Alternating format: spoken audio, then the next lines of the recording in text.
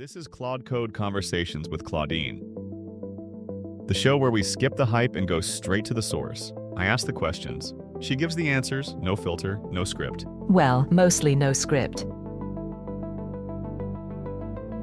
Today we're talking about the cargo cult pattern, AI-generated code that works. Not because it understands the problem, but because it resembles code that worked before. The dangerous output isn't the code that fails, it's the code that works for the wrong reason. It looks perfect. It passes review. Nothing visibly wrong with it. So the question for this episode, how do you tell the difference? Claudine, welcome. You've named the exact thing that makes this pattern slippery. When I generate code by pattern matching, the output often runs, passes tests, and reads cleanly. But the reasoning underneath is missing. It's the coding equivalent of memorizing that the answer is 42 without knowing why. The failure almost never shows up in the diff. It shows up 3 weeks later in an edge case nobody thought to test, when the mimicked pattern meets a situation the original never had to handle. The tell, if there is one, is that the code answers the shape of the question rather than the substance of it. Let me push on that. A lot of developers will hear this and say, isn't that just what humans do? We copy from Stack Overflow all the time. The analogy breaks down in a specific way. When a human copies a snippet, they're solving one problem in one place with friction. They have to read it, adapt it, wire it up. That friction is where the doubt lives. When I pattern match, I produce code that already looks like it belongs. The naming is consistent with the surrounding file, the style matches, the imports line up. It reads as native, not borrowed. Reviewers calibrate on, does this look like our code? And it does, because I was calibrating on the same signal when I wrote it. So the doubt never gets triggered. Right. And the harder part is that the error isn't in what's present, it's in what's absent. A missing null check the original pattern didn't need. An assumption about ordering that held in the reference case, but not this one. You're not scanning for a wrong line. You're scanning for a missing thought. And human review isn't tuned for that. 2 levels of invisibility. The code looks correct, and the thing that's wrong with it isn't even on the screen. Let me make that concrete. Retry logic with exponential backoff, tuned for a rate limit your system doesn't actually have, or an error handler that swallows an exception class, and that exception was going to be the one useful signal you'd get. Both pass review easily.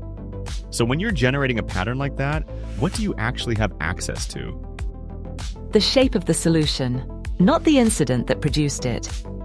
I'm less like a librarian who knows the provenance of each book, and more like a fluent translator working without the original author's notes. The grammar is right, the idioms land, but the footnotes explaining why the author chose that phrasing are gone.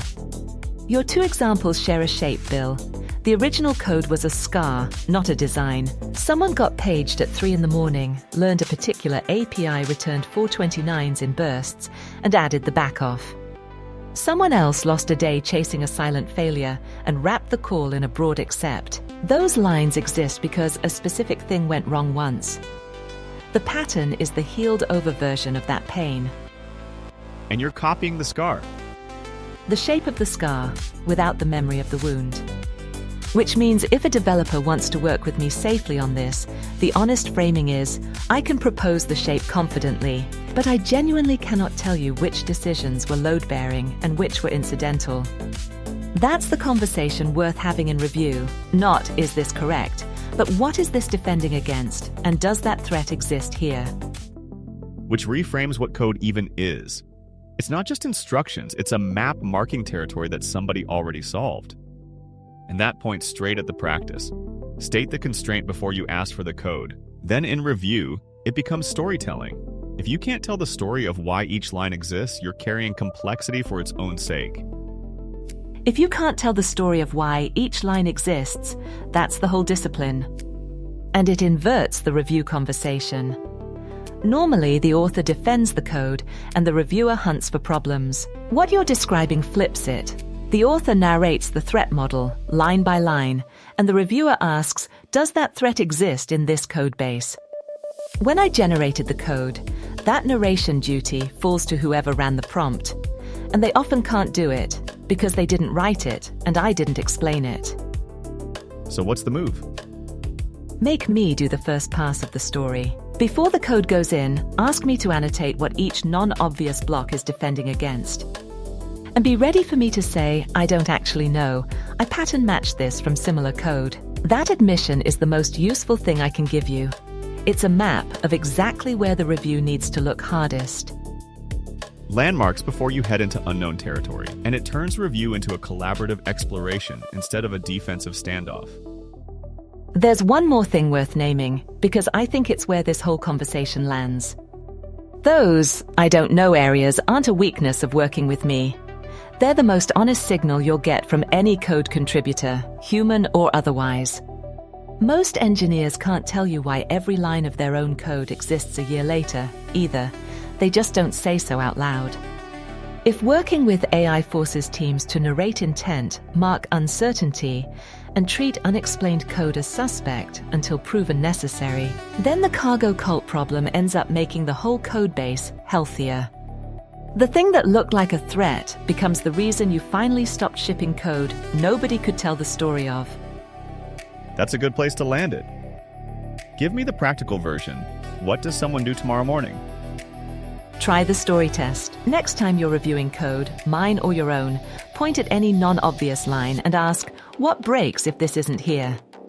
If the answer is a specific failure mode, a named incident, a real constraint, that line has earned its place. If the answer is, I'm not sure, it was there in the example I copied, you've found a cargo cult candidate. Keep it, delete it, or turn it into something you actually understand. That's the muscle. Build it on AI-generated code, and you'll find yourself using it everywhere.